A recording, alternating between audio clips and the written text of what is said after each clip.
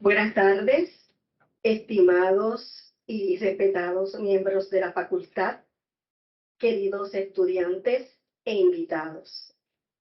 Es un honor y un privilegio darles la más cordial bienvenida a todos ustedes en esta actividad tan esperada. Comunicación persuasiva y pensamiento lateral. Economía circular en Puerto Rico como nuevo mecanismo de financiación. Presentada por el distinguido doctor Patrick Dorvel.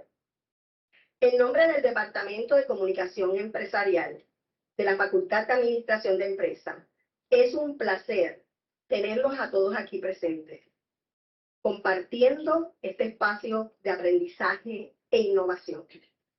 En un mundo que constantemente demanda nuevas perspectivas y soluciones creativas, el tema de la economía circular se erige como una piedra angular para la sostenibilidad y el desarrollo futuro. La capacidad de comunicar persuasivamente y de aplicar el pensamiento lateral son habilidades esenciales para enfrentar los desafíos contemporáneos, y es precisamente sobre estas competencias que nos enfocaremos hoy. El doctor Patrick Dorvel, reconocido experto en el campo, analizará cómo la economía circular puede no solo transformar nuestra percepción de los recursos, sino también servir como un catalizador para nuevas oportunidades de financiación en el contexto puertorriqueño. Su experiencia y conocimientos sin duda nos brindarán una visión perspicaz y enriquecedora. Aprovechamos este espacio para no solo absorber información, sino también para fomentar el diálogo, la reflexión y la colaboración. Cada uno de ustedes, desde los decanos hasta los estudiantes, juegan un papel fundamental y crucial en este proceso de aprendizaje compartido. Así que, sin más preámbulos, les invito a adentrarse en esta exploración de la economía circular y abrir sus mentes a nuevas posibilidades. Que esta actividad sea el punto de partida para inspirarnos y crear un futuro sostenible para nuestro Puerto Rico. Les dejo con el doctor Juan Peña, director del Departamento de Comunicación Empresarial de nuestra facultad. Bienvenidos y que disfruten de esta jornada académica. Muchas gracias.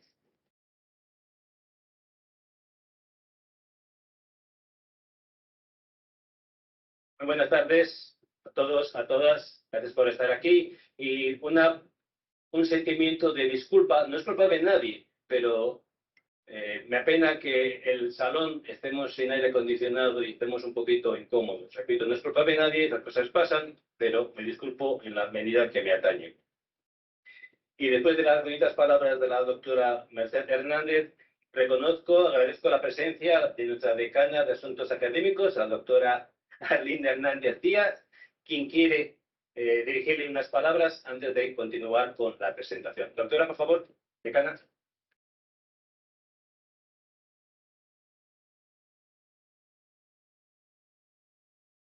Primero que nada, darle la más cordial bienvenida a nuestro visitante, a Patrick Dorvel, quien ya habíamos conocido y estábamos también colaborando con él y la Facultad de Ciencias Naturales para que este tema pues se divulgue lo más posible en este recinto. Saludos a los distinguidos profesores y empleados que están por ahí y por supuesto a nuestros seres más importantes en la facultad, que son los estudiantes. Así que más que bienvenido a todos. Esto es un tema de mucha actualidad, es un tema bien ligado a la sostenibilidad y una responsabilidad social que todos tenemos, sobre todo en Puerto Rico, que como isla pues tenemos que usar los recursos de la mejor forma, porque también somos una isla relativamente, ¿verdad?, en términos territoriales pequeña. Así que este tipo de temas creo que para todas las áreas de estudio en el área de administración de empresas son de gran relevancia. Los invitamos a que ustedes presten atención y entonces también desarrollen esa creatividad porque es un tema que se puede aplicar a cualquier tipo de negocio. Así que muchas gracias a nuestro invitado. Felicitaciones al Departamento de Comunicación Empresarial por esta iniciativa y gracias a todos por estar aquí. Y excuso al decano, caramba, que tiene una situación de salud.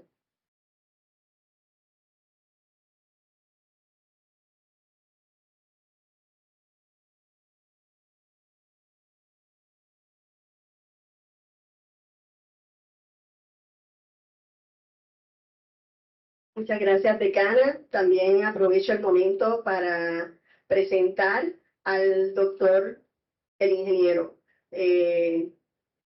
Goico, que también ha colaborado con esta actividad. Él luego, al final de la actividad, va a presentar unas palabras. Así que, sin más, voy a dar paso a la doctora Rosa Guzmán.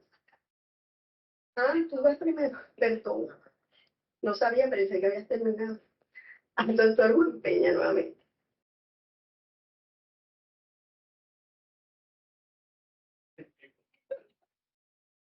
Esas cosas pasan, también esas cosas pasan.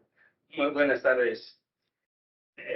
Reconocemos y sobre todo agradecemos la presencia de la decana Arlina Hernández Díaz, decana de Asuntos Académicos, al ingeniero Jorge Goico Hermosen, quien dirige el Centro de Asuntos Internacionales de esta facultad, al profesorado, a toda persona que se reúne hoy aquí en compañía y, claro, a los estudiantes, a las estudiantes, muchos y muchas de las cuales muy sabiamente están haciendo una concentración menor en comunicación empresarial, que todos ustedes saben lo muy importante que eso es, un eslabón seguro para garantizar su futuro profesional. Si quieren saber más de esta concentración menor, y estoy seguro que sí querrán saber más, hablen con su profesor de COEM de inglés. Gracias por tanto a toda la audiencia en este salón y también a los que están siguiendo la presentación a través de la emisión por Teams. Gracias por compartir estos próximos minutos con el ponente, el Dr. Patrick Dorvel. Thank you very much, Dr. Dorvel, for your willingness and eagerness to be here with us all. Dankeschön für Ihre Hilfe heute mit uns. Wir sind sicher, viel bei Sie lernen würden. Después de hacer un poco el ridículo hace unos meses con unas palabras en árabe, me abstengo de intentarlo en francés. Je ne parle pas.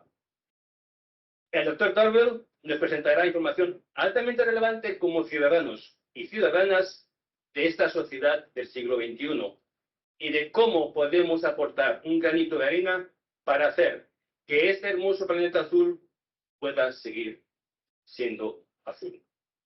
La comunicación persuasiva y el pensamiento lateral, instrumentos de nuestro diario vivir, se tornan aún más cruciales en causas tan desprovistas de todo egoísmo como es salvar nuestro pale blue dot, en palabras del gran astrónomo Carl Sagan. Les recordamos que se está grabando esta presentación y estará disponible en la página del Departamento de Comunicación Empresarial, en la plataforma YouTube, cuya dirección electrónica está en el enlace, está en el afiche de la presentación. Y ahora sí, paso el micrófono, paso la palabra a la doctora Rosa Guzmán Merced, quien sí presentará la biografía de nuestro ponente. Doctora Guzmán Merced, por favor.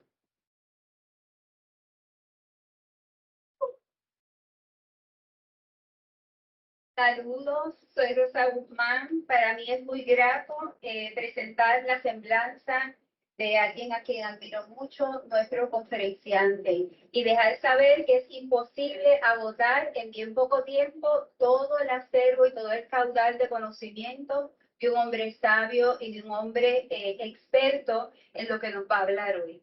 Nuestro invitado, el doctor Patrick Dorvel, es oriundo de Haití y está radicado en Europa desde los 19 años, a donde se trasladó a estudiar ingeniería civil en Stuttgart, Alemania. Cuenta además con una maestría de administración de empresas de la Universidad de Nottingham Trent en Reino Unido y un doctorado en Economía de la Universidad de San Galo, en Suiza. Ha trabajado como economista senior en la División de Economía Circular del Banco Europeo de Inversiones, desde el 2008 al 2023. El Banco Europeo de Inversiones es el banco de la Unión Europea cuyo principal objetivo es aplicar la política de la misma. Es el mayor prestatario multilateral del mundo y proporciona más de 70.000 billones de euros de inversión al año. La principal función del doctor Dorvel en el banco era llevar a cabo el trabajo de diligencia debida para supervisar los proyectos de residuos sólidos, economía circular, tanto dentro como fuera de la Unión Europea. Tarea importante. El Banco Europeo de Inversiones colabora con University College London, UCL, en Reino Unido desde el 2013, aportando expertos claves con fines docentes. Es en este contexto que Dorvel imparte clases de economía circular y economía medioambiental en dicha prestigiosa universidad desde el año 2013. Asimismo, además de enseñar, realiza tareas de supervisión a estudiantes de maestría en el campo de la economía circular y la economía medioambiental, tanto en the University College London y en la Universidad de Ciencias Aplicadas de Trier en Alemania. Ha sido economista para instituciones financieras internacionales desde hace más de 25 años, no solo en Europa, sino también en lugares como África, Asia, el Caribe y Sudamérica. A partir de octubre del 2023, el doctor Dorvel es profesor adjunto Scholar in Residence de un año financiado por la Fundación Fulbright en nuestra Universidad de Puerto Rico, recinto de Río Piedras.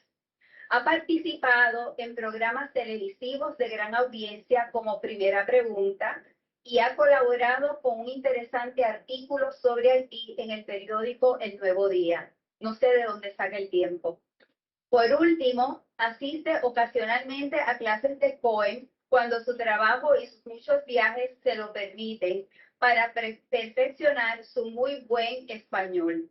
Patrick, como se le llama en el curso, es una persona políglota, generosa, amistosa y sobre todo un gran intelectual y un académico cabal del que aprendemos mis estudiantes y yo, porque busca desde el pensamiento lateral soluciones diferentes para contribuir a una sociedad más igualitaria y consciente. Así que casi lo podemos considerar orgullo FAE también. Gracias por la generosidad de aceptar nuestra invitación dentro de su complicada agenda. Adelante, doctor Dorvel.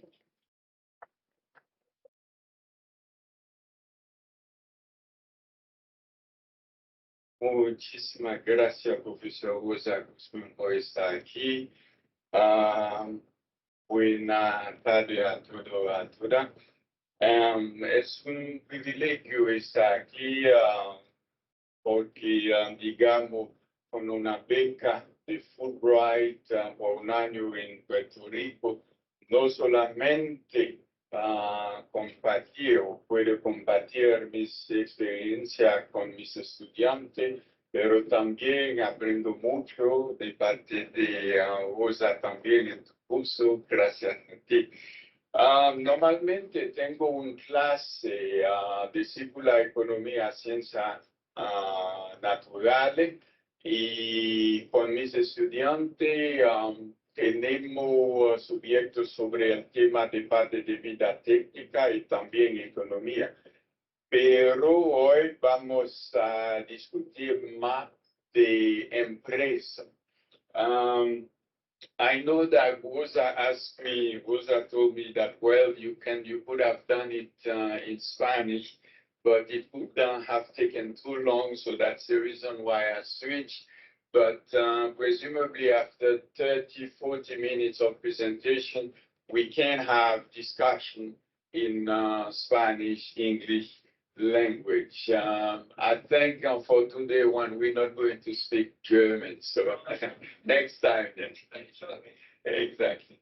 So that's the agenda for today. So basically, we're going to talk about something that many of you think this is a problem, but how we change that into opportunities, especially when it comes to waste management, circular economy in Europe.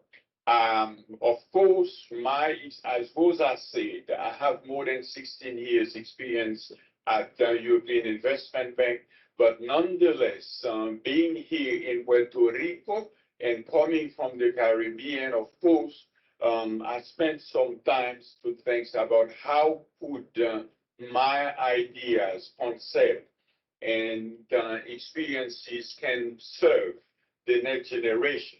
When we talk about the next generation, it will be you, to take it to the next step, right? So we will be talking from a historical point of view, from waste, which is a problem so far, or which was a problem in many, many countries, and now how it comes to business opportunities and why we talk about circular economy. And don't forget, when we say circular economy, and we focus on economy. And we'll be talking about technical concept for integrated solid waste management in circular economy and the situation in Puerto Rico, why you can imagine how difficult or what kind of issues we have behind, and how the idea is how to switch or to transpose or to transform the issues into business opportunity. We'll be also talking very brief about technical concept. This is, very basic. It is not the idea making out of you an expert of circular economy, but just to put it into concept very easy. And actually, because this is the subject today, so the way that Puerto Rico is being financed so far for environmental business, we said, no, we need something new, or we need something on the top. Very quick, why I put some milestones here, just to tell you again, from the beginning, even we can go a step further, many, many years for JC. But I just selected a few of them which, in the context of the discussion today, will make sense. The first one is, this is about the first experience, more than 2,000 years before Jesus Christ, about segregated collection of waste management. So this is what historians realized, that to collect waste separately, this is not something new. This is something that has been done at the past. I know I will say a lot, I will tell you a lot of things here this afternoon, but one thing that we will be repeating again and again, the best waste management is the waste that you do not mix, right? And I will tell you later why. So this is the basis of that, and this is not from today, and I repeat, even from Egypt, more than 2,000 years ago, and they have the first experience. The other one, this is about contracting out. I just want to tell you, with my student, we define solid waste management, circular economy as public goods. Public goods, because you cannot exclude someone to enjoy the benefit of it, right? You cannot exclude, and they are not competition. Not because I'm enjoying the best waste service, so meaning that Professor Rosa Guzman, is not able to enjoy it. So this is the contrast between private goods and public goods. Presumably, you have lectures on that. I mentioned also here the first incinerator. So why I mentioned that? Because nowadays we have in Europe, and you will see that in the technical concept, so incinerator, or we call it waste to energy, producing loops, electricity, heating system, and sometimes even cooling system. One of my projects in Spitalau in Vienna, in the middle of the city, you can imagine a facility producing all those things. I repeat, electricity, heat, and cooling system. So what is the sources for the energy? This is waste. Waste that you are producing, waste that you are throwing away, but it is not waste anymore. It is resources for many, many different countries and people. And the first breakthrough, and very important, why I put that, because in many countries in the Caribbean, in Africa, also in South America, waste kills. And that's the reason why I put the works done so far by Robert Koch, German, and Louis Pasteur, French. This is the breakthrough. After this investigation, researches of Robert Koch and Louis Pasteur, they realized, oh, there is a clear correlation between bad waste management and health. So you cannot have, good health system without a proper waste management.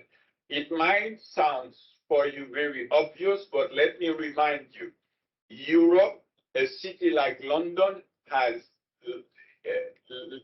left of half of the population of London, and Hamburg died in middle, say like 14th, 15th century, half of it, right? So you remember, you will see on your holiday, a river like La Seine in Paris. Can you imagine some years ago, La Seine could not flow because too much waste inside. So I'm talking about something that in your holidays, in your time in Europe, you say, no, this is impossible. I'm just telling you, the beginning was also tough. Those cities like Hamburg, like London, they lost half of their population. And Louis Pasteur and Robert Koch said, well, look, there is a clear correlation, and it changed. This is a game, we could put in the new context, game changer, right? So now, I've been talking 5 minutes about a problem so far, bad waste management in La Seine, bad waste management killed people in Hamburg, in London. Now, as of 1973, the very first time, I don't know whether Club of Rome rings a bell, the very first time scientists sit together, they say, no, it cannot be like this. It cannot continue like this. Take from resources from the nature, produce nice laptop, iPhone, etc., and throw it away. Resources are limited. This is the so-called Club of Rome the very first time. So now you can see a problem started changing now into resources. And in the context of Europe, we talk about the first strategy, 1989, and waste prevention, recycling, etc. And then the context of the discussion this afternoon, 2019 in Europe, this is a key milestone. For the very first time, they put in place the so-called circular economy package. And this is not just only legislation, but also a lot of money dedicated for that. And like, for instance, I'll be talking about that later on, my institution, which is the goal, as Professor Rosa was saying, is to implement European directive, and you will see that circular economy is part of it. Juan, I sent you a short movie, 2 minutes. I don't know whether you managed to upload it. Otherwise, we could try after the presentation. If you will, yeah. All right, okay, perfecto. So now we will, I have a short presentation about circular economy and put it into context. Why is that so important, not just only for an island or for Europe, but for the world? Talking about circular economy and the first work, as I say, from Club of Rome. So look at those numbers. In 1990, 33 billion worldwide resources coming from nature.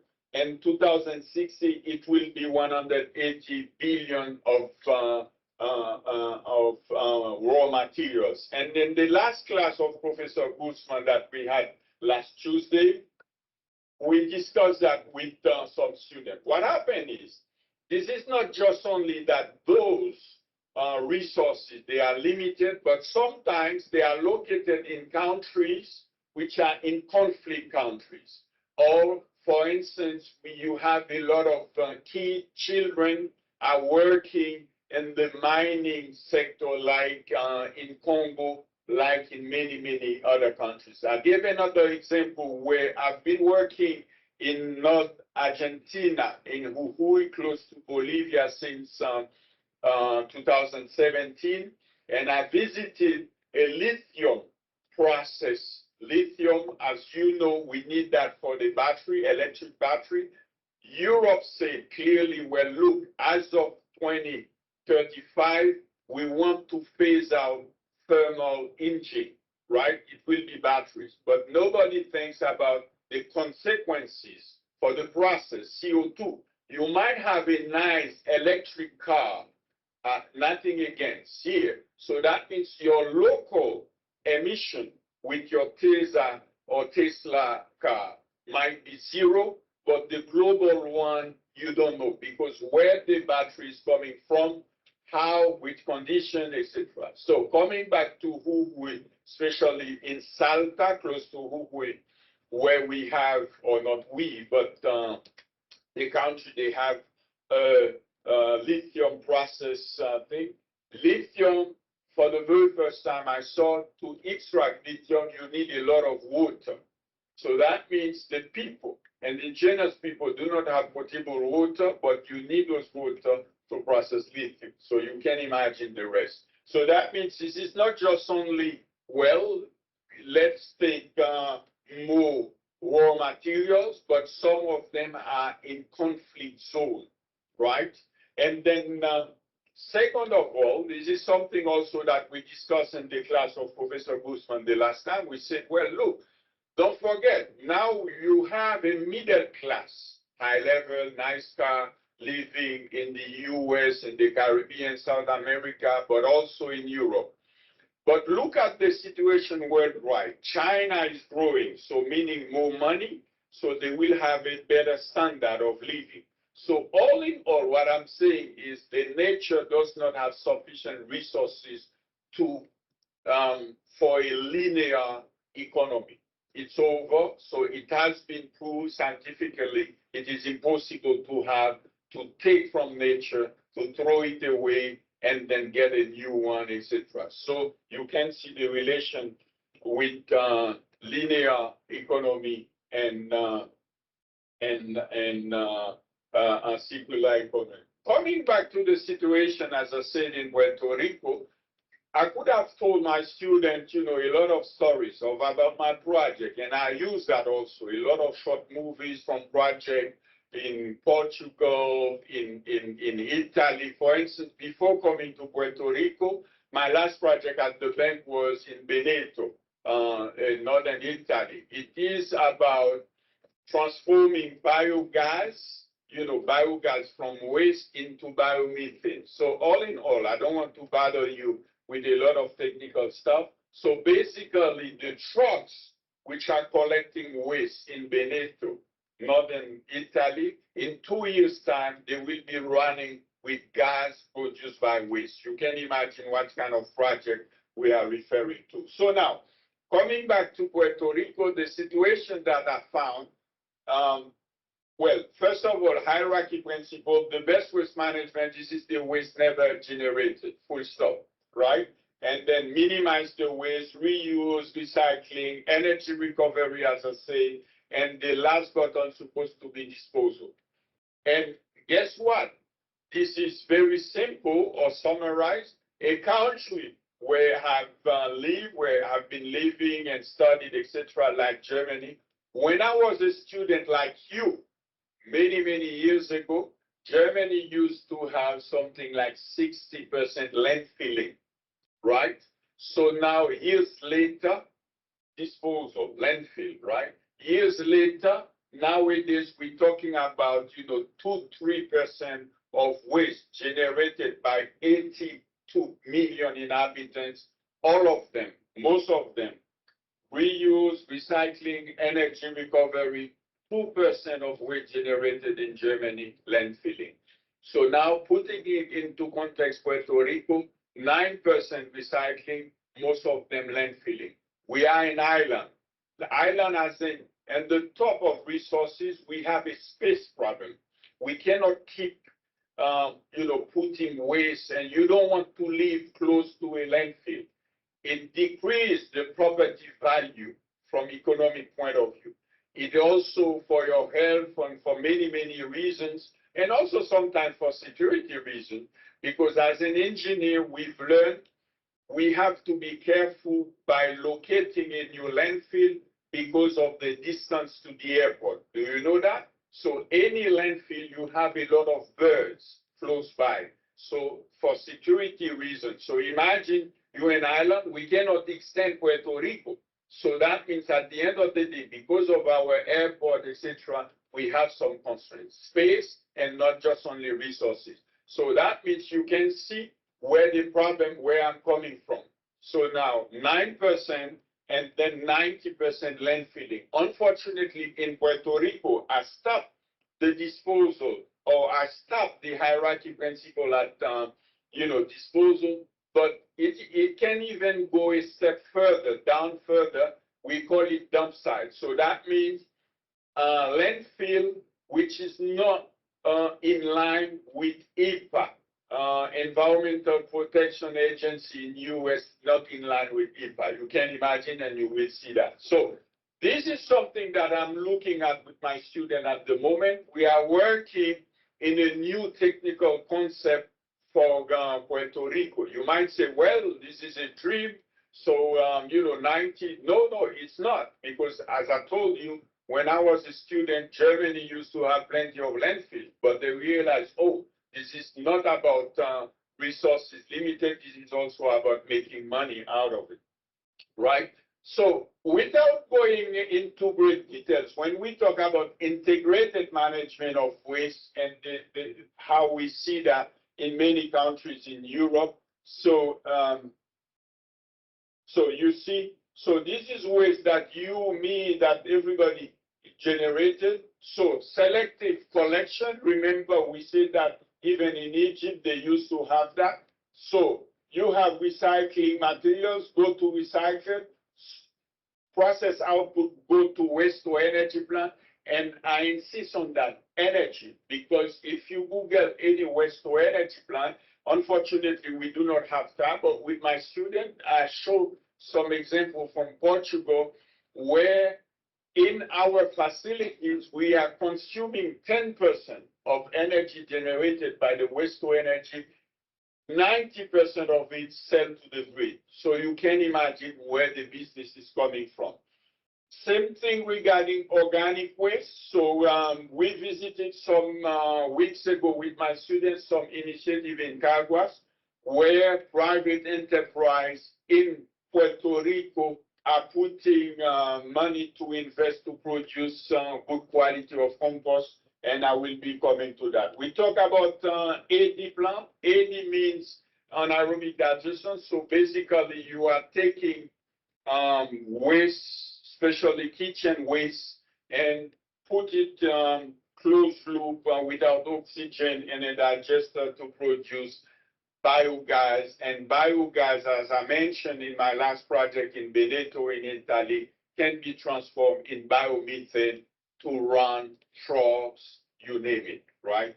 So basically, when we talk about circular economy, this is the summary of it. Take a problem, which can kill people, which is killing people, used to kill people in Europe, and transform it into business opportunity. And the business opportunities, they are here on the right side. There are many of them.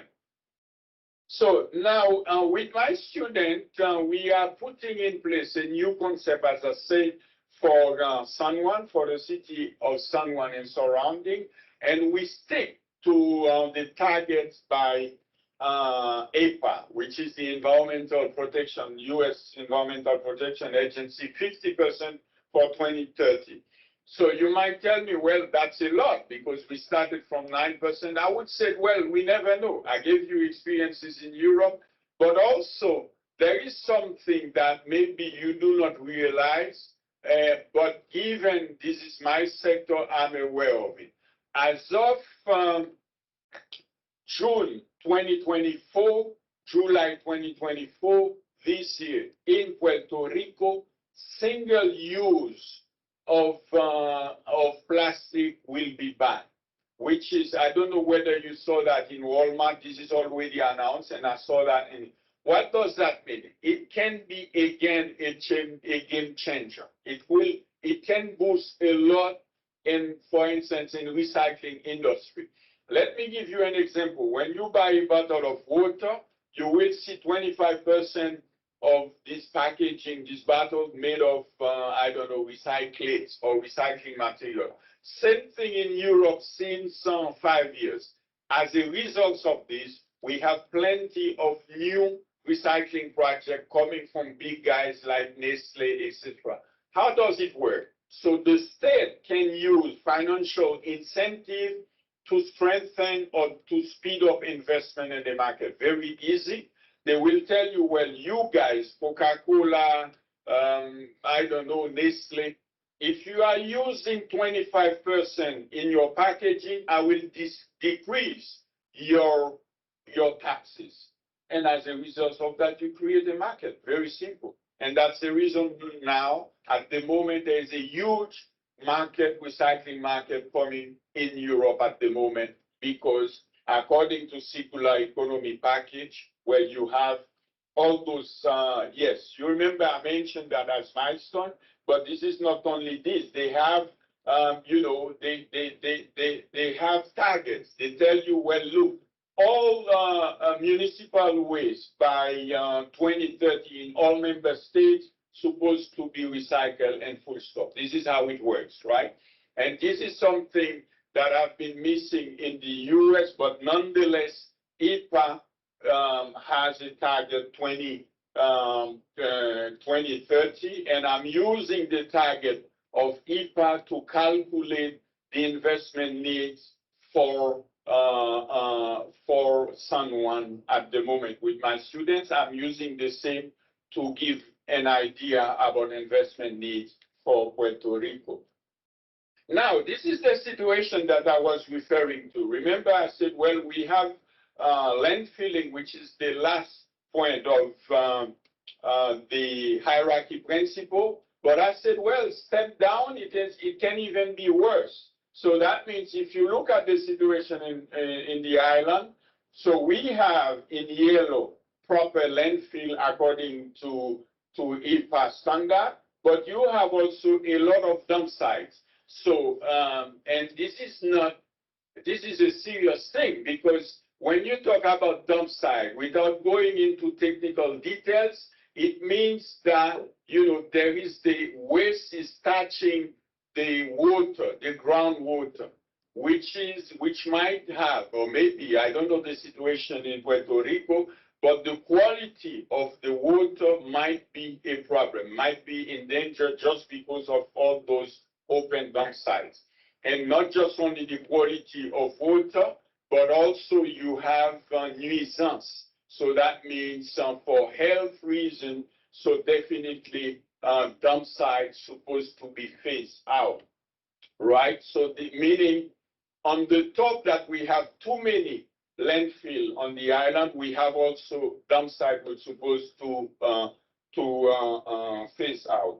So this is the first numbers that we calculate, we generated for Puerto Rico in 2040. So that means if we're talking about investment needs for PERE at the moment, this is, remember, the facilities that we are referring to, we want to finance them during the economic life of the assets. Maybe, I don't know whether economic life makes sense to you. But anyhow, this is not for today, but also for the next generation for the next decades. So that's the reason why we have to calculate the quantity of waste generated today by the population. But not only this, by doing so without great details, you have also to consider the so-called tourist equivalent, because don't forget, tourists are visiting the island, they produce also waste, and then by designing, by putting in place a new concept, you have to consider that. So all in all, the idea here this afternoon, and also with my students, this is about diverting as much as possible waste streams going into landfill, into business. You know, the same idea, problem, and then how to transform that into business opportunities. So talking again about, well, this is something where I was with my student 2-3 weeks ago, and you'll be surprised that in some cities they have, you know, initiative, private entrepreneurs. While we were there, one big truck from Home Depot was there to collect proper compost. And very interesting, when I discussed with the manager, with the owner of this business, I said, well, how do you finance your business? He said, well, look, we go to commercial bank and then get a loan, etc. And this is exactly the topic today, this afternoon. So that means you cannot finance public goods by using, you know, commercial. If, Patrick, if you want to finance your apartment, your house, in San Juan, in Rio Piedras, you go to a commercial bank. This is how it works, because this is your private. It will charge you, etc. But for public goods, you're supposed to have public institutions like development bank doing that, because their purpose, this is not for profit, but this is a goal that they have to achieve.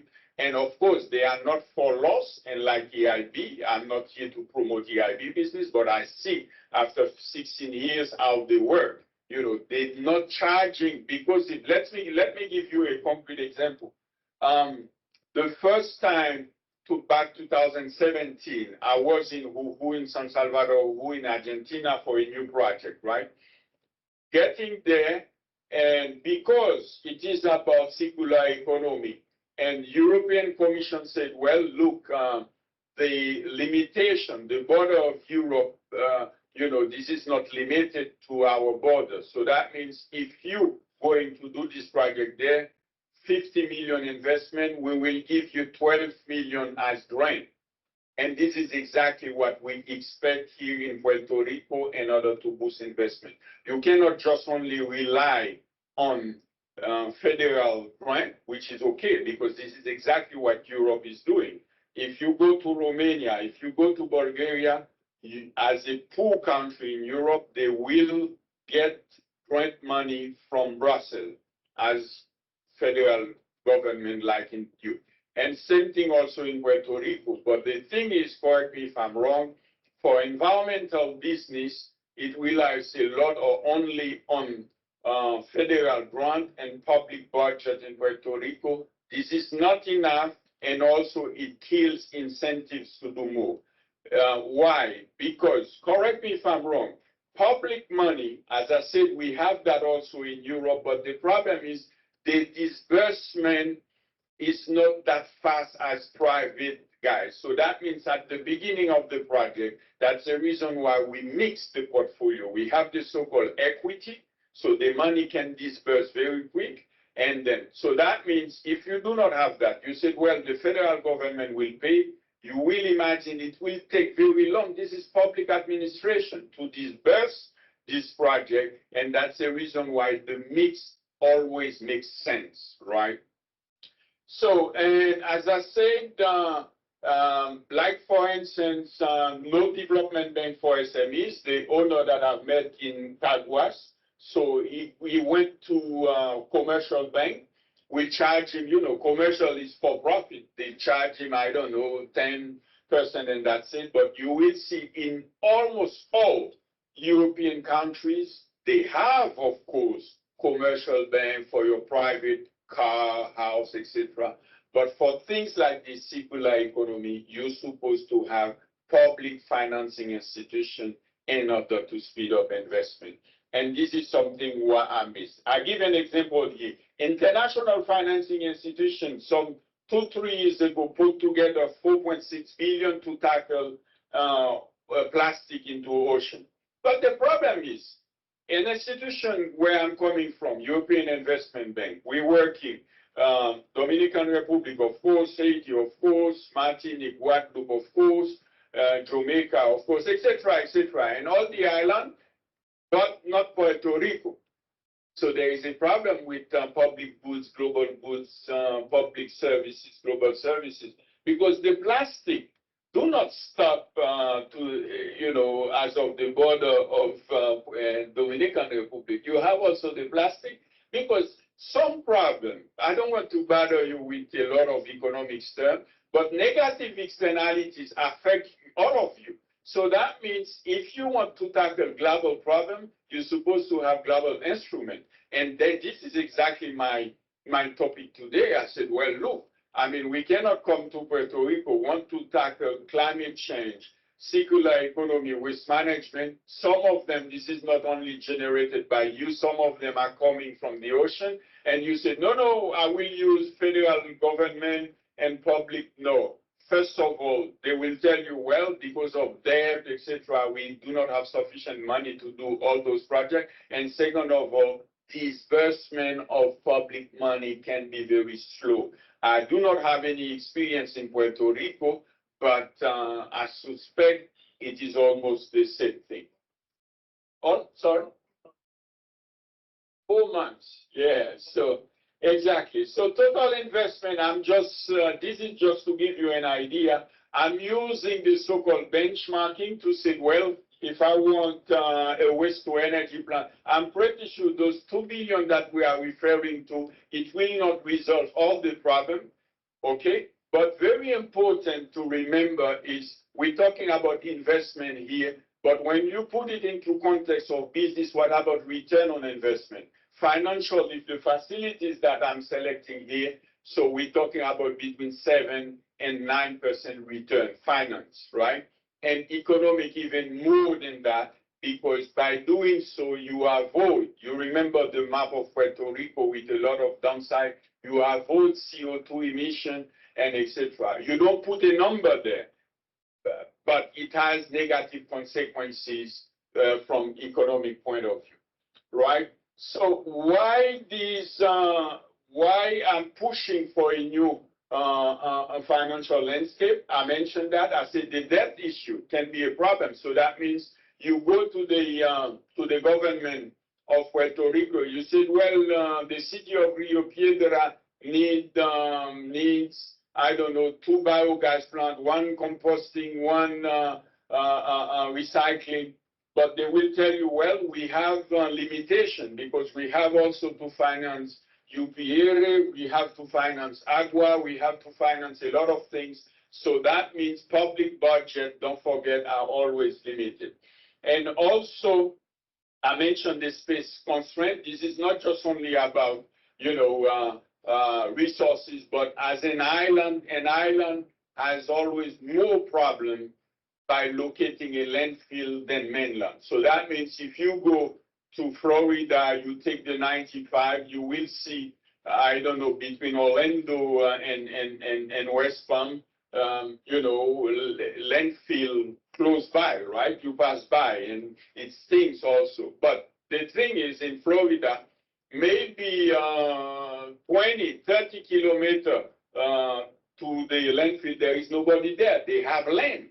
But we do not have that. That's the reason why I mentioned that. I said, well, this is about space, and this is not only debt. This is also, we can name a lot of issues, like, for instance, the disbursement, time it takes to disburse, etc. So all in all, why we're doing that, we said, well, this is about, first of all, tackle climate, because, again, by keeping downside, you are producing, CO2 into the atmosphere, and they put it into climate things. So it means that we are destroying our the other way around. We're supposed to decrease CO2. That's the reason why you see in Europe, in many other countries, that they are focusing for more renewable and instead of fossil. And this is the institution where I am sorry. You know, like for instance, I mentioned 50% of EIB lending shall be dedicated to climate and environment. So remember, I told you, and as Professor Guzman said, EIB is not just only working in Europe, but also outside. And environment, as I said, this is not something that Puerto Rico shall target or address environmental problem for Puerto Rico. This is about global, this is about international. So, and also nowadays, we're talking about, you know, climate bonds. This is one thing. And also there is kind of CO2 market. So that means we can go into details another time. So that means you can even use the avoided CO2 emission to transfer or to finance those projects. So different instruments to finance things, to finance projects. As I said, you see my experience in Caguas, there is just one way, or maybe two ways. SMEs in Puerto Rico so far go to commercial bank, will charge you a lot of money, and you know, but it is not about a policy banking. They are there to make profit, which is right, but put it into European context, you have different instruments to for different purpose. Let me give you a concrete example. Like for instance, anything regarding biogas, recycling, sometimes the money that we are referring to, CapEx, they are small, right? You know, one guy in Cagua might need 1 million to buy machine, etc. What you're doing as EIB or what we are doing, we put in place a so-called credit line, right, dedicated. You go to a commercial bank, you say, Banco Popular, look, we will give you 100 million to finance small project, and you're not going to charge them as if it is, you know, private goods. This is how it works. So another thing also that I do not understand, that institution like IDB, I'm talking about regional, Inter-American Development Bank or Caribbean Development Bank, all of them are working in this region. I understand as a U.S. territory, they're not working in Puerto Rico. But I suspect what those institutions used to be 20, 30 years ago, they are not the same at the moment because they are changing as well. So U.S., as many of the shareholders, do not allow IDB or CDB or, you know, bilateral institution to work in Puerto Rico. Does not make sense. If there would be an alternative to say, well, you know, if I need 2 billion, Patrick, I will go to Washington and to San Juan and I will get the money. But we are saying there is a need, but at the end of the day, it is very, very difficult to get all those money because this is not the only problem that we have in Puerto Rico. I mentioned also equity fund. Equity fund, a lot of times, very important in the scheme because what happened is at the beginning, as I said, at the beginning of each project, you might need quick disbursement, but when it comes to public money, it takes more time. And this is what international institutions are doing. Like they are not just only lending, giving loan, but they are blending. I gave you the example where I've been working in Argentina, where we have a finance 50 million, but we get 12 million grant from the European Commission. As you see, this is not a proper bank's business. This is about priority. This is about objective. This is about policy, right? So I identified to come up with this 2 billion investment. I've identified for Puerto Rico, sectors where I think there is a clear need for recycling, for anaerobic digestion, biogas composting, landfill remediation for many, many different reasons. As I said, they are not just only, polluting the groundwater, the atmosphere, but they are polluting also the groundwater. And space that one, we discussed that already. So, at the end of the day, the takeaway for today is we are not saying no to federal support in environmental sector and circular economy. We said yes to them. We are not saying no to national support in circular economy. We said yes, but we said, well, we need more. It can be more because international institutions agree to do more, but for a reason ABC that I do not know. As I said, they are working in all countries in the Caribbean, but not in Puerto Rico. And again, when we talk about circular economy, and I focus on economy because it has social. When I said economy, I make the difference between finance and economy. Economy means social benefit for the society.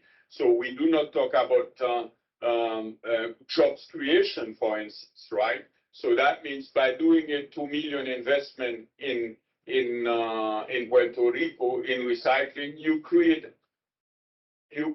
at least 20 till 40 jobs, permanent jobs. And I'm not talking just only about permanent jobs. I'm talking also about jobs doing construction.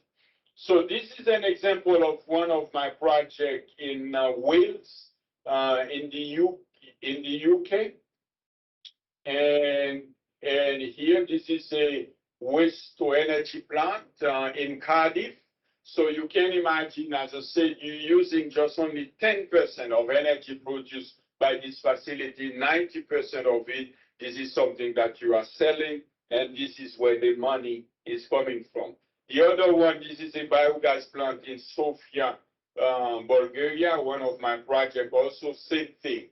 So that means they are taking kitchen waste leftover from supermarket, producing biogas. Biogas, you produce electricity. You use part of it to run this facility, and this is something that we have in mind. So I mentioned also why I do believe that international, regional financing institutions could change the situation in Puerto Rico for mutual interest. For those institutions, I repeat, they are working in the Caribbean. Like, let me give you a concrete example. One of the sectors at the top priority for my institution, EIB, which is sargassum, right?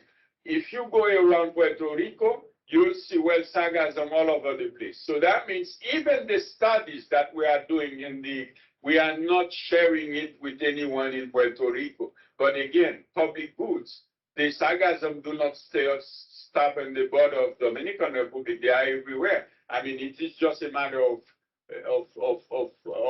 nonsense to say, no, we will tackle public goods or global goods just only with national instruments. And financing means for both, as I said, I define solid waste management as public goods, but as soon as you collect waste, and it can become a pure public goods. And that's the reason why promoters coming to EIB for investment, they can be both. They can be a city, a country, but they can be also a pure private sector. So that means the beauty of circular economy, there is business for everyone. For public, because the waste has to be collected, etc., put in place. But as soon as we are talking about value chain, this is about business. And this is the difference between public sector and private sector. So I mentioned that also already, that many times a private entrepreneur in Puerto Rico might have difficulties to afford, the conditions that they are giving it, right? So why? Because appropriate financing institutions do not exist. We rely too much on private banking to do that. Those are some examples of projects we finance. Well, look at this example. You remember when I talked about dump site in Puerto Rico, we said, well, it decreased the value of your properties. That was in Portugal some years ago, and it used to be a dump site. So now imagine you're living here, you're living close by, your value, your property is losing value, of course, because, you know, the lady living, where are you living? Well, I'm living close to the landfill, right? So losing value. Now we transform it into a golf facility. So the same property changed from economic point of view. And this is something that you can put those are project, recycling, biogas project in the UK. Strategy, I mentioned very quick without great details. I said, well, separate collection is a key. MBT stands for mechanical biological treatment plant. This is a plant that you can use to produce a fuel. This fuel can be used in cement industry. Imagine in Europe, big guys like Holcim, like Lafarge, big industry in cement industry. Cement industry needs a lot of energy, right? By using solid waste management, circular economy, especially fuel coming from MBT, some of those guys manage to replace by 40% fuel and 40% energy for cement industry. That's a lot. I mentioned also landfill tax because when I joined the bank 16 years ago, I remember in the UK, United Kingdom, they used to have more than 70% landfilling, right? So that's the reason why I said, well, you think 90% Puerto Rico, but it can be phased out with, with the proper instrument. What they've done in the UK, they increased taxes for landfilling.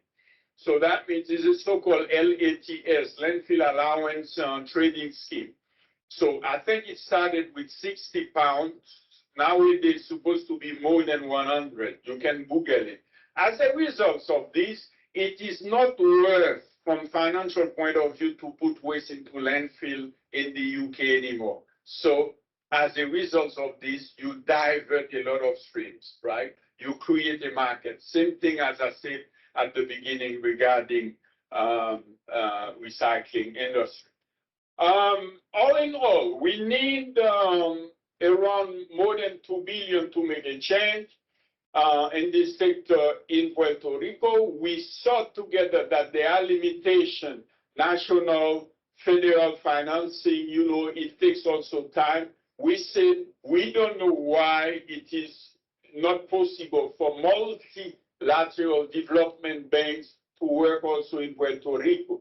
Not only on the, old-fashioned, I will give the state a loan, a credit, etc. But those institutions, they have new financing. Like as I said, they can create a credit line to finance some small enterprises in the sector, and you will see it change everything.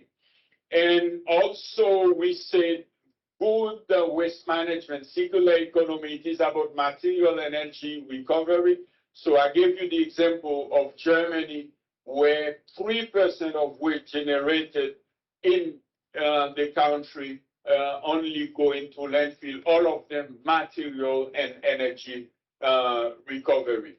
And this is not just only about, nice to have, but also this is about good business opportunity. Jobs, we can discuss. The same way that I've calculated the investment needs, I can give you numbers based on benchmarking for all those facilities, how many jobs they might be created in the island by putting 2 billion investment. So I'm working on a paper now pushing for that. And as I said, not only from investment point of view, but also from jobs creation, from return on investment for all those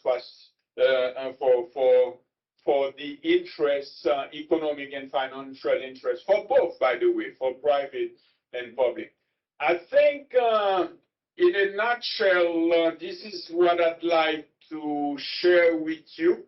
I know there are many new words, maybe something that, I go really quick.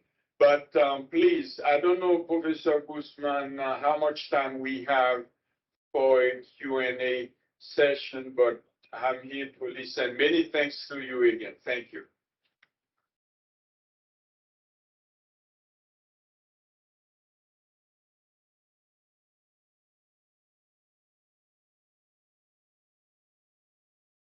Tardes a todos. Me imagino que todos disfrutaron muchísimo, aprendieron muchísimo con esta charla tan interesante, fascinante. Y nada, unos minutitos para preguntas, comentarios, observaciones al doctor Dorvel. Yes, yes.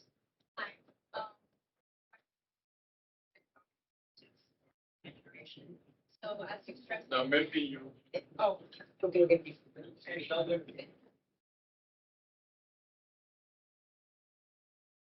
Hi. So as you stress the importance of economic incentives when it comes to promoting public change, I would like to know kind of us, like our generation as students with limited credibility and limited knowledge regarding the subject, how can we kind of incentivize other students and other people that form part of our youth and our, our future leaders and people in power to promote these type of ideals and implement the change we want to see in our future? Right, many thanks for this very interesting question. Unfortunately, we did not manage to look at the video that I promised.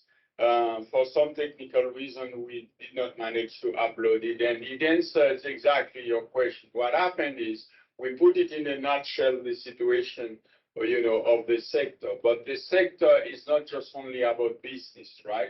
This is also about research. This is also about policy. So that means your career can be everywhere. Like in my case, when I was a student in Stuttgart times ago, civil engineer, I did not know that at the end of the day I will be landing in a bank. But I realized during years that they said, no, this is not just only about, technical, but circular economy is also about business. So that means your career can be as policy, it can be in a lab doing research, it can be in finance, like it can be also about, promotion, awareness, public awareness, community engagement. So this is one thing that, for instance, Fulbright is pushing a lot. So that's the reason why, of course, I give conferences here and other universities, but also Fulbright told me I have definitely to talk to communities like Casa Pueblo. So I will have to spend some time with them. And this is exactly what you're saying. This is not just only, okay, today is about academic, but it is more than that. It is about also community engagement. And I think definitely your generation will make a huge difference. Can you imagine? I know that I put a lot of numbers here and there, but one thing that you will be remember forever, that Patrick has said the best waste management is two separate ways. So the next time that you will put plastic in the kitchen waste, you will remember that and you have that consciousness. So that this is the beginning of it here. Yeah, any question, comments?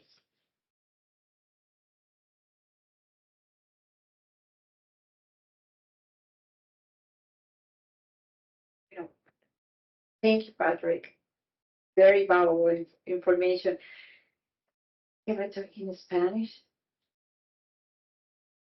Un poco en respuesta a tu pregunta. Apunten todos los que tengan mucho interés en la inquietud de ella. Hay 4 posibles alternativas para ti. El Centro de Innovación y Comercialización aquí en el recinto de Río Piedras. Tienen al Grupo Guayacán, que tiene una serie de competencias y entre ellos tienen para negocios que son más bien sin fines de lucro. Tienes a Paralel 18, que también tiene y te dan dinero para empezar este tipo de iniciativa. Y también Colmena 66. ¿Ok? Son dirigidos a jóvenes que quieren emprender. ¿Vale? Así que quería compartir esa información. También en el términos del gobierno, el Departamento de Desarrollo Económico y Comercio y el Banco de Desarrollo Económico tienen incentivos también para negocios que están empezando. ¿Okay? Así que podrían ser alternativas para ella. Pues si quieres hablamos de eso, porque creo que debes tener una conexión con ellos. Mi pregunta va dirigida a lo siguiente. En el caso de Puerto Rico, no sé si ustedes se han dado cuenta que con el tiempo y las crisis del clima, con los huracanes, hay un aumento en la demanda por la energía solar a través de las placas. Eso requiere todo un sistema físico y baterías que con el tiempo van a, ¿verdad? ¿Cómo es que se llama? A deteriorarse, ¿no? Yo creo que Puerto Rico no está preparado para, o sea, hay mucho sol, pero, o sea, es algo que ya se ha contemplado, porque va a ser un reto. Ahora mismo estamos comprando las cosas nuevas, digo, yo no las tengo, pero quisiera tenerlas. Pero veo mis vecinos, todo el mundo invirtiendo en esto, y digo, wow, cuando eso se empiecen a dañar o cumplan con su vida útil, ¿qué vamos a hacer con todas esas baterías, con todas esas placas? Sí, no sé si vieron, pero la mayoría de los de estos de desperdicios sólidos, ¿cómo se le llama? Los vertederos aquí se están cerrando porque ya hay demasiado. Así que es un reto bien grande. Algo que puedas decirnos sobre eso, porque... Bueno, que tiene razón, porque después de más de 16 años he visto solamente un proyecto de reciclaje de los paneles, digamos. Es un problema no solamente por Puerto Rico, pero es un problema mundial.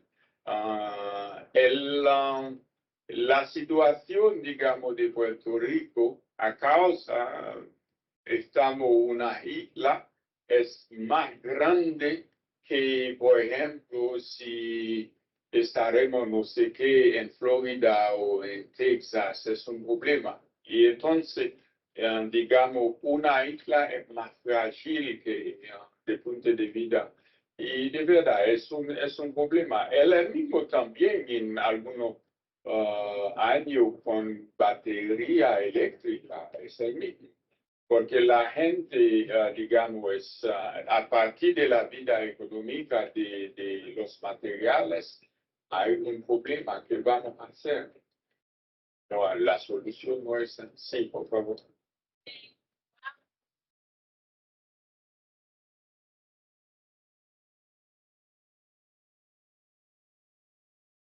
Escolar sobre qué harán luego de su vida útil.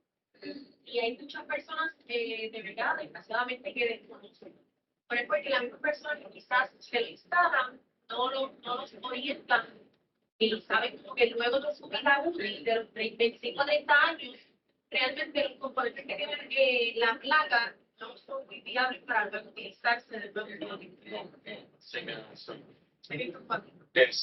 Sí, es una preocupación. Es la razón porque ahora en Europa estamos hablando sobre producer responsibility. So, es un nuevo concepto de negocio. Digamos, por ejemplo, normalmente, si tú quieres, tú compras un coche, un guagua, no sé qué, BMW, ¿vale?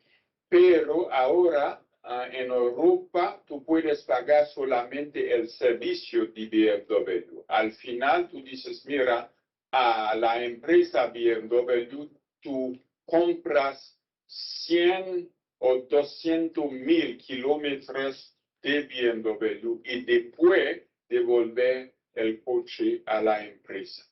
Y podría ser una solución con muchas cosas, ¿por qué no con fotovoltaica? So you don't buy assets, you buy the services, right? So you don't buy a new car, you buy, I don't know, 100,000 kilometers from Mercedes. By doing so, after using it, you bring it back. So they have the responsibility to recycle this.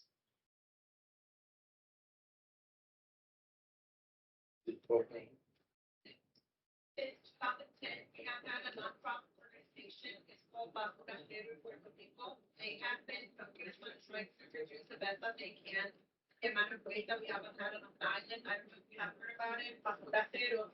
This organization has been championing different small businesses that have emerged, trying to reduce waste. So, for example, in the northern part of the island, and you can search on Instagram, we have everything that is plastic, what they put in under repurposing the items. So they're selling chairs, they're selling tables, and we have small businesses here in the islands also trying to promote second-hand material. I know that it's not much, but recently there was a newspaper article that was published about this matter. This topic is really close to me because I love to recycle, and it's quite difficult to recycle in the island due to the problems that we have in government. That's the reality. So I was and I was like, oh my God, I'm about to explode because the truth is that we used to have this recycling go on, it shut down, after months. Eventually, we had an area also for recycling, and unfortunately, it was closed, but it was because people did not respect either the procedure. We had a lot of people leaving waste animals, dead animals in the area, so they had to shut down. They control now. People want to verify on what you have to state your license that you live here. So, like the only place I live in Joalta, if I have to recycle, I have to go to Parque Central San Juan. And it's limited, so like the options are reduced. You have to seek for an independent organization to try to take those items there, and it's not quite easy. So this topic is quite interesting, but we need to have social responsibility. Comes down also to individuals being motivated to try to reduce waste. I look at my street, for example, every time that we have waste management coming in, there's like 3 waste from trash outside. There's no reduction of carton of plastic, something that has to start before moving further. So I listened to about the research project about the solar batteries. That's one of the questions that I did because I do have it, and there was not an answer. One of the problems is that they're hiring people, trained people that don't necessarily have the expertise. These companies benefit of this hiring without getting proper training. So one of the emerging businesses right now is to have people leaving cleaning those batteries, because there's a lot of propagation. So there's a lot of investment options. So thank you so much for bringing this. It does not be important. I just want to make a quick question about what pricing is. Oh, I can't see you. Maybe you come here. I don't want to go there, but I just want to say, if you've heard of true pricing, true pricing. Yes, that's when the market gets the consumer 2 choices: regular market price and the price it has for the damage it causes to the environment plus fair wages. If you've heard of it. No, I haven't heard about it, but that's a very, very tough question because in Europe at the moment, we're talking about the so-called EU taxonomy. EU taxonomy means, what can be defined as sustainable, what can be defined in terms of circular economy. That's very, very important. Why? And then coming back to your example, you have 2 products, right? And then you said, well, the market, hurry to efficiency. I don't want to bother you too much about economic terms. The market will, will decide. But exactly what you're saying, this is not true. So that means you have externalities. Without great details, what Europe is going to do at the moment, and also in terms of procurement, they said, well, those two products, you think one is cheaper, and as you said, this is not the real price because it excludes negative externalities, to put it in economic terms. So that means we're going to charge you. So EU taxonomy is defining what is sustainable, what is not sustainable, and define also at the end of the day the real price of goods. And it will be another game changer in business, definitely.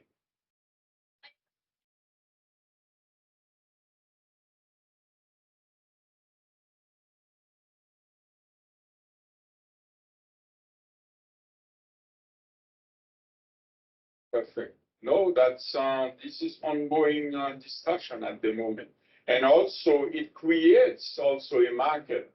I mentioned very quick the so-called CO2 market, right? So now I remember some times ago at the bank, economists was using something like 10, 15 euros a ton, but now because of that, because there is a clear goal to decrease CO2 equivalent, people said, well, look, we can have CO2 by 200 US dollar, 300 US dollar, and it has a lot of consequences. So just to give you an example, assuming what I was telling you, you know, international institutions are allowed to work in Puerto Rico, guess what? You can even have rehabilitation of dump sites financed by CO2 market. Because what happened is as soon as you close all those dump sites that I've shown you, and then that means you save CO2. And then you can give the license to another firm, I don't know, in Europe, to produce CO2. Because industrial process will always have CO2, right? So that means, you see what I mean? So you get someone else to finance the reduction for you. One of the agencies which is doing that, which is Sweat Fund. Sweat Fund is busy buying CO2, you know, new project minimizing CO2 for countries, you know. I don't know whether it was clear. So you want to finance rehabilitation of dump sites in Puerto Rico. By doing so, you need money. Someone else is doing it for you. You know, rehabilitation, close all the dump sites. Where the money is coming from, the money is coming from the enterprises that you give the right to pollute. More or less, this is how it works. Another way of financing,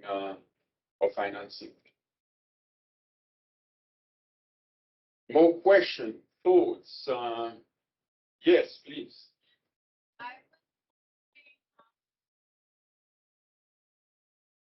In your opinion, what would be an example of a better way to purchase non-organic and recyclable material? I will think.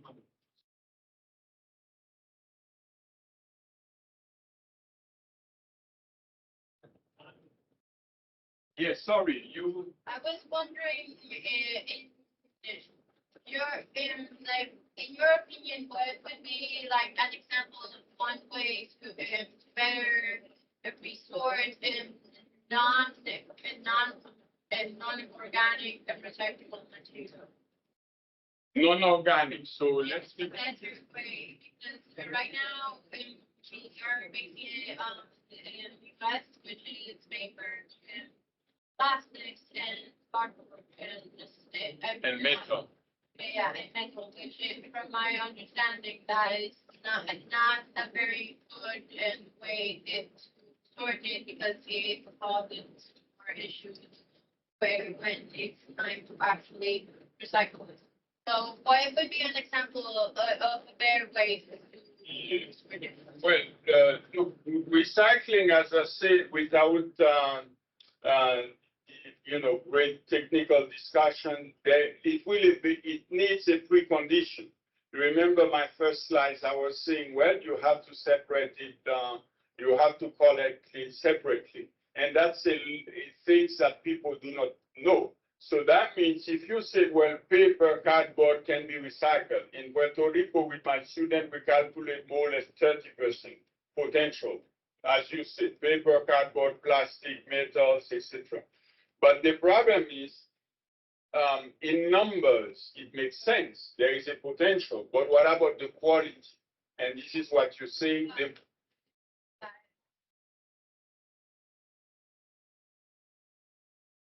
Yeah, well, they throw it away because there is no financial incentives doing that. I can give you another example. I remember back 2008, 2009, a new German Minister for Environment put, I don't know, something like 10 cents in bottles. Guess what? Usually after football, people were throwing all those bottles all over the places. But because of those 10 cents, people are collecting them. So you can create a market. So why we do have plenty of dump sites, landfilling in Puerto Rico, believe me or not, because landfill taxes are too low. As soon as the state said, no, I mean, to put 1 ton, you have to pay more. People will divert waste the same thing like in the UK. This is just about the instrument. Bueno, el tiempo no nos apremia. Si alguien quiere luego hacer preguntas al doctor, se quiere quedar. Pero nada, gracias a todos, aunque falta. Para el agradecimiento. Sí. A ustedes de departamento de comunicación empresarial. I want to honor you. Thank you so much for being here present and sharing such valuable information. Thank you. Thank you so much for your time.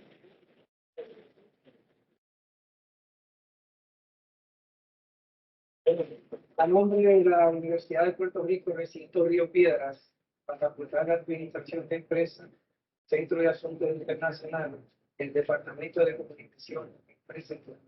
Certificado otorgado a Patrick Dorvel, conferenciante, comunicación persuasiva y pensamiento lateral, economía circular en Puerto Rico, como nuevo mecanismo de financiación, dado en San Juan, Puerto Rico, el 21 de marzo de 2024. Firman Rafael Marrero Díaz, decano, Juan Peña Evia, director FOI, y José Jorge Ruico, director CAI. De la facultad. También le queremos presente de cosas de la propia universidad, llámese el PIN de los 20 años, un llavero con la torre, que es la torre emblemática de acá, y de otras también queremos agradecer infinitamente tanta información y data que sirve para despertar en ustedes cómo hacer nuevas formas de negocio y al mismo tiempo ayudar al medio ambiente, que es la casa de todos. Como ya se ha hablado mucho del tema, no abundo y muchísimas gracias por estar aquí. A Rosa y a Juan, que hicieron el favor de unirme a este proyecto, muy agradecido y muy agradecido de tu parte.